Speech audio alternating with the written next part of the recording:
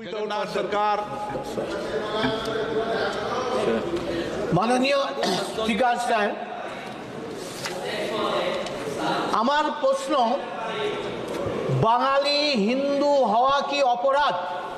পশ্চিম বাংলার ওপারে, কাঁটাতারের বেড়ার ওপারে বাংলাদেশ নামক দেশটি 1947 সালে তৈরি হওয়া একটি দেশ।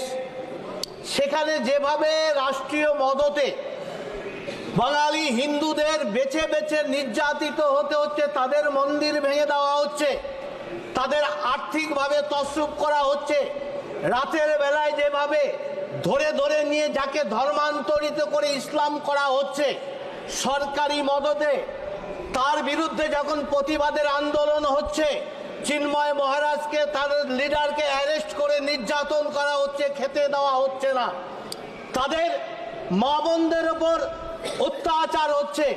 আজকে এইভাবে যদি চলতে থাকে, তাদের কি অপরাধ ছিল? ওপার বাংলা এপার বাংলার বাঙালি সমাজ, ভারতবর্ষের স্বাধীনতা আন্দোলনে সবচাইতে অবদান যার বেশি, সেলুলার জেলে চলে যাবেন। 693 এর মধ্যে 400 জন ছেলে ছিল বাঙালি সমাজ, হিন্দু বাঙালি সমাজ, আর তারা আজকে স্বাধীনতার পর নির্যাতিত। ওপার থেকে এসে দেশ ভাগের পর কাঁটাতারের বেড়ার মধ্যে তারা অত্যাচারিত হচ্ছে, এপারে এসেও তাদের শান্তি নেই। দিনের পর দিন অনুপ্রবেশকারী এসে আমাদের জনসাম্য ভারসাম্য নষ্ট করে দিচ্ছে। মালদা, মুর্শিদাবাদ, দিনাজপুর, দক্ষিণ 24 পরগনা, নদিয়ার কিছু অংশ, হুগলি, হাওড়া, তারা এখানে নির্যাতিত এবং সরকারি মদতে হচ্ছে।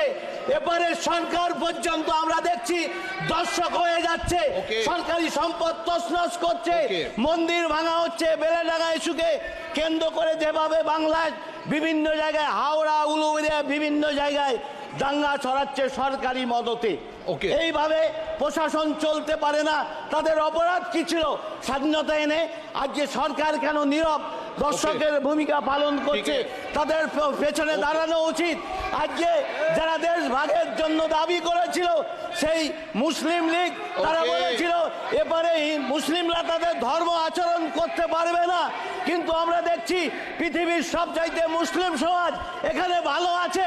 আমি সেই যারা দেশ ভাগের পক্ষে সওয়াল করেছিল, তারা কেন বলছে না আজকে বাংলাদেশের প্রয়োজন নেই, পাকিস্তানের প্রয়োজন নেই, আমরা মিলে এক হয়ে থাকি, আমাদের দেশ ব্রিটিশ ভাগ করার কে?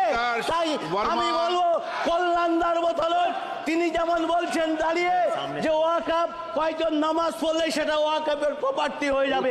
धन्यवाद अध्यक्ष महोदय।